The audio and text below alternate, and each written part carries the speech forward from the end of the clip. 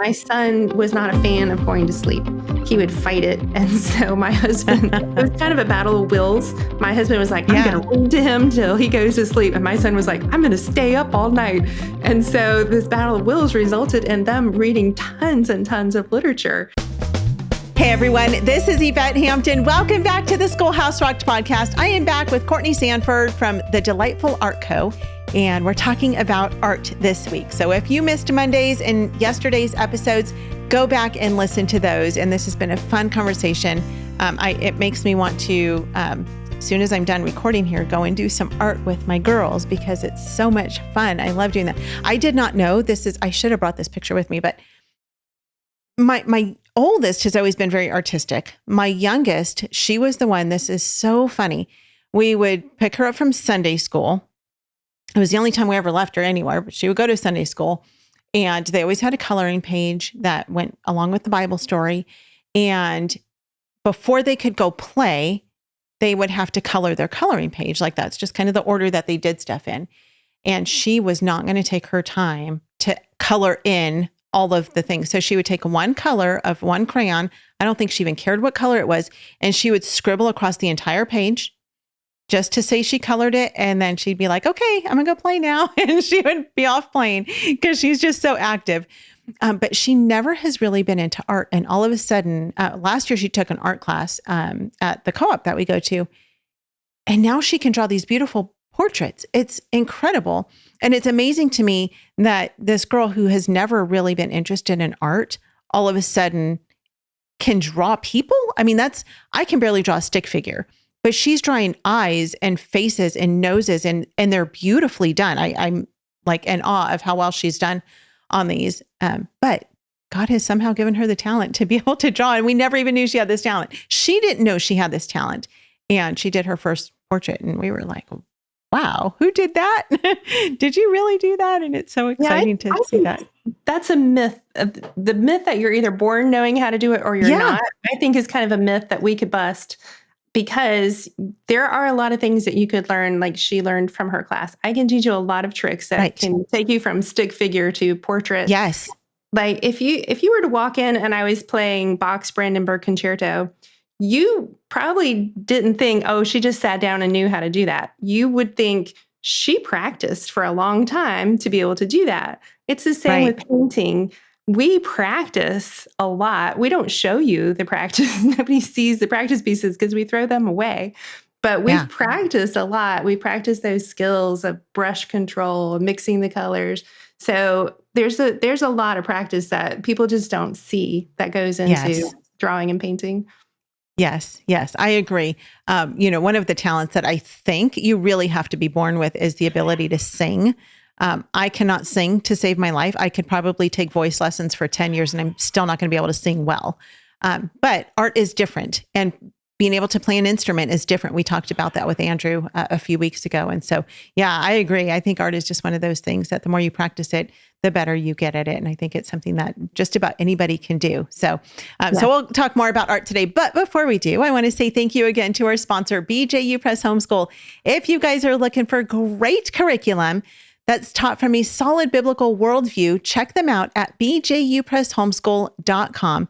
We love BJU Press. We've used them throughout the years for many different subjects, and we have never been disappointed with them. We are so grateful for the team there and their commitment to producing curriculum that is just strong biblically and will help point your kids to Jesus. So check them out, bjupresshomeschool.com. Well, Courtney, welcome back again to part 3 of our episode on teaching art in our homeschool. This has been a fun thing to talk about. Let's hit really quickly on sculpture, because I know that's something else that you teach. And that's one of those things that I feel like, well, how could other than Play-Doh, right? Or maybe getting some clay at an art store. How do you teach sculpture in homeschool? Well, I started off teaching paper mache, and not all kids like that messiness and the feel of paper mache. I love it. Yeah. But more often than not, kids hate it. So I have left that behind. I do that at home or for the theater for props. But I have found that kids like Sculpey clay. It's not messy. It doesn't involve water. It holds its shape pretty well. And to get make something tall and skinny, you can wrap it around a toothpick, or you can make a little frame out of heavy duty aluminum foil from the kitchen. Okay. So those are some easy things that you can build a form out of aluminum foil and then just cover it with the Sculpey clay. And then you just bake it like at 300 degrees for 15 minutes. And then you can paint it. So Sculpey clay is so much fun. I just finished doing with my high schoolers. We're going through Out of the Silent Planet with C.S. Lewis.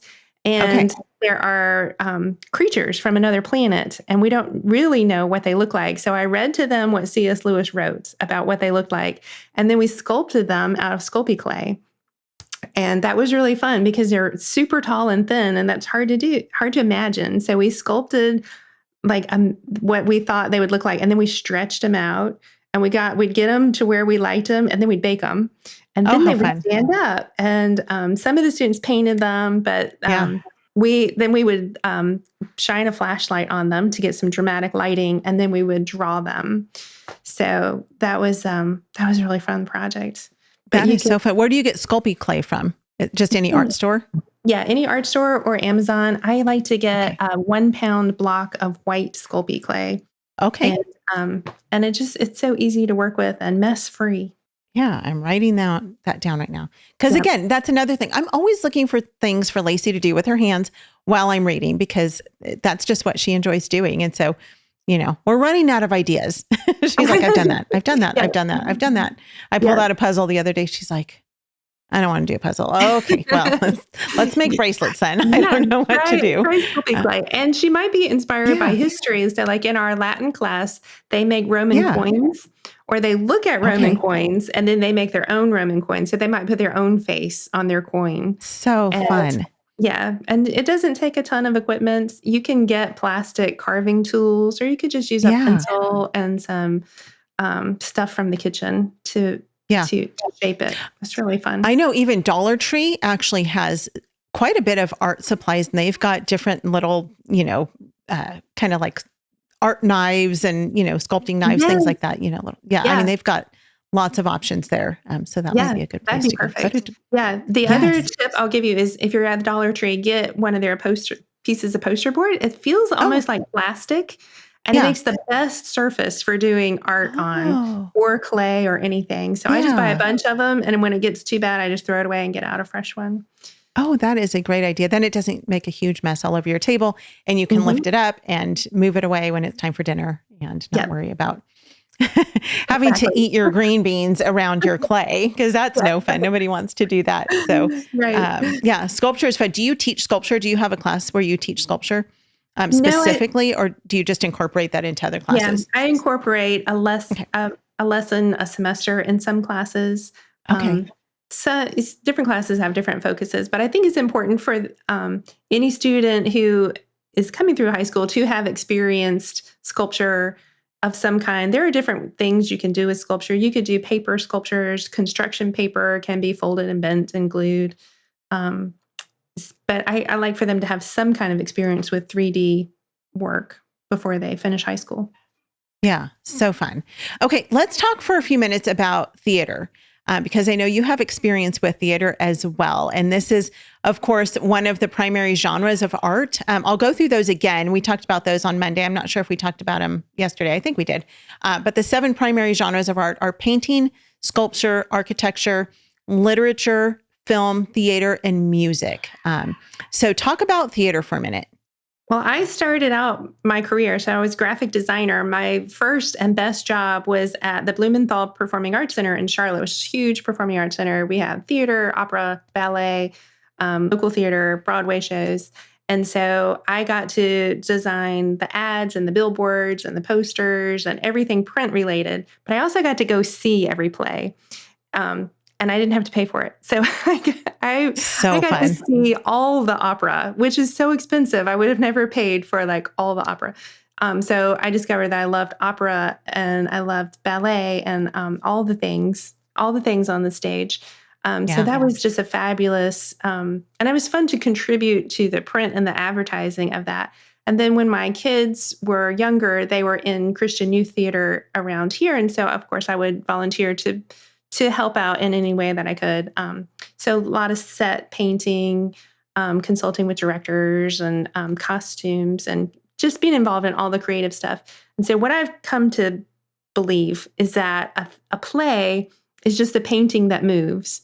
So when you're designing a play, you're thinking about the color and the lights, and it all comes together as a painting, but it moves and it changes. It has different moods, different acts, maybe different paintings. And so for me, that's just a good way to think about theater. And of course, you have the element of music and recitation of lines and expression that informs that painting and makes that painting move and be alive. But for me, it's a painting.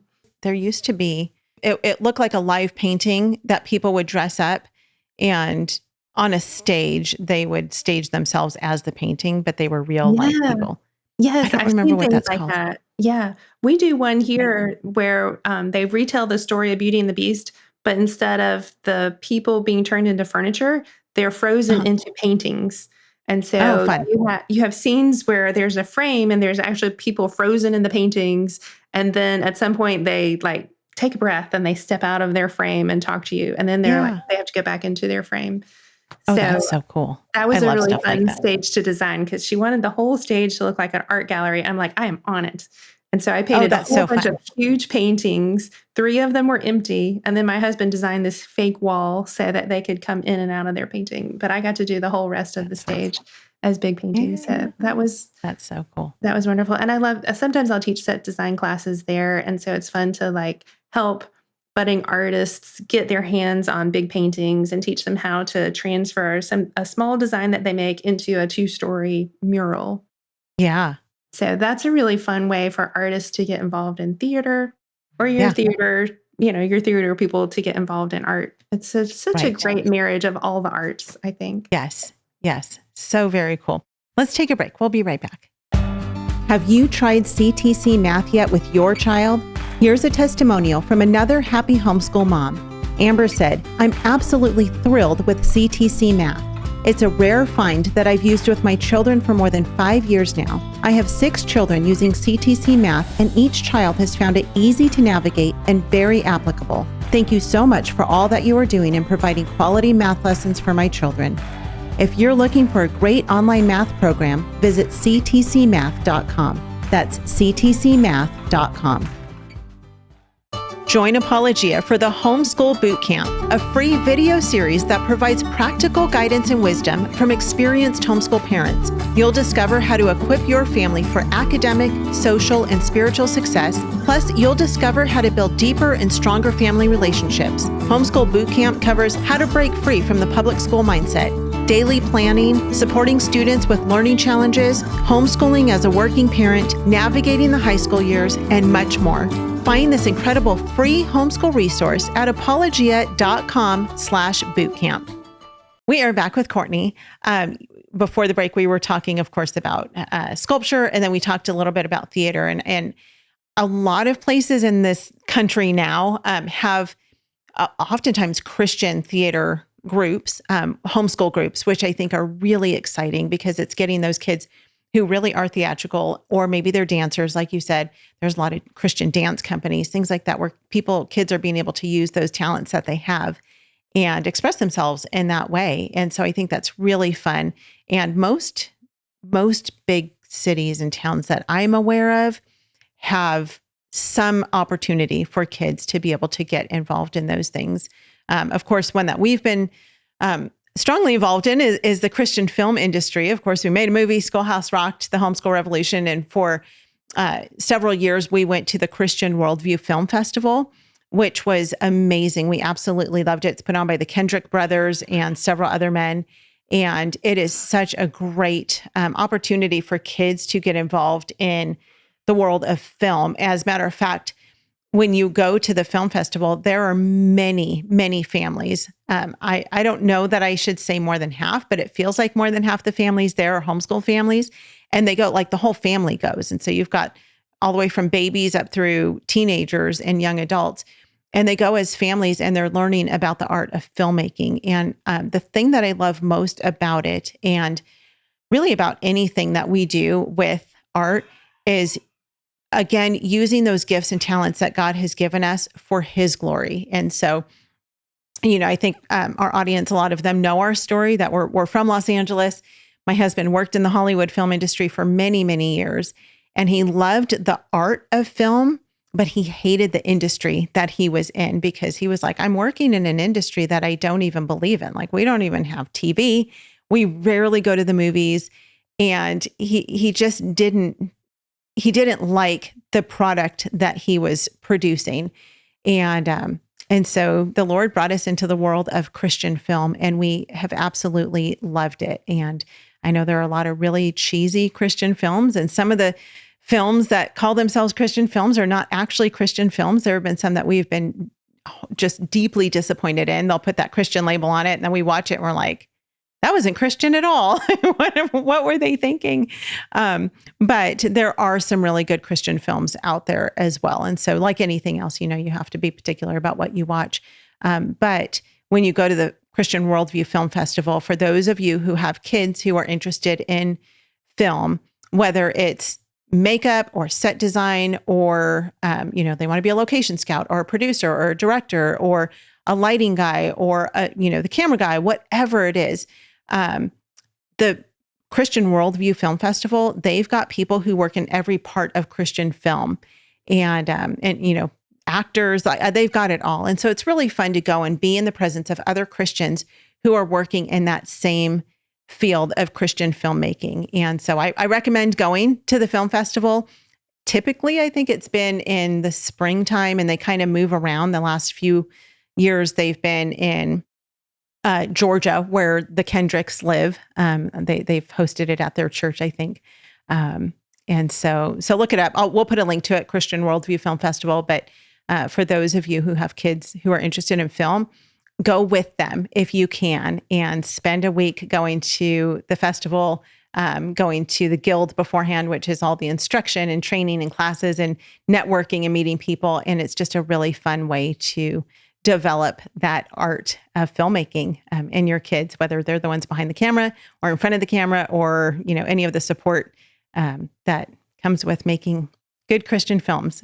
So I think we need more people in the Christian film world who are really serious about the gospel and serious about getting the gospel message into people's hands. It's a great way to do that. So anyway, okay. So that's it on film. I have one last question for Courtney.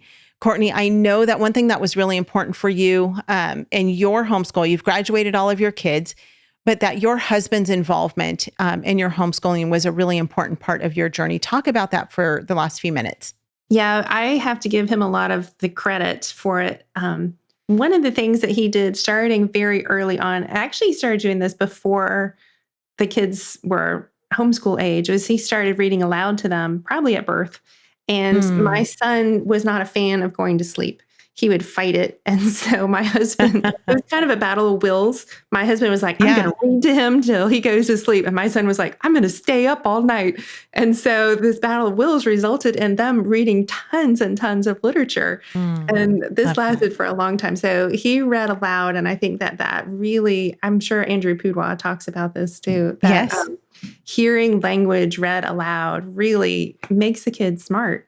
And two, having that time with their dad, I think is really important. So it saved my sanity to know that in the evenings, I could go take a bath or just do something all by myself, and he'd be reading aloud to the kids.